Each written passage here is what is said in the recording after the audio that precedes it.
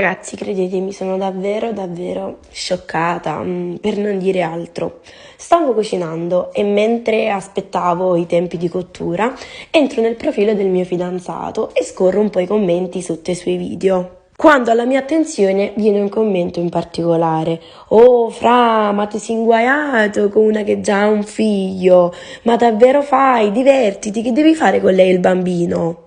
Testuali parole, ti sei inguaiato, che in italiano vuol dire ti sei rovinato la vita, l'esistenza, oddio, stai con una che ha un figlio. Siamo nel 2023 e ancora commenti del genere, per favore aprite le menti, non vivete nei vostri pregiudizi, giudizi chiusi. Anzi, spero per te che troverai anche tu nel tuo cammino una persona che ti ami come il mio ragazzo ama me, ma soprattutto mio figlio, lo adora, viene sempre per primo.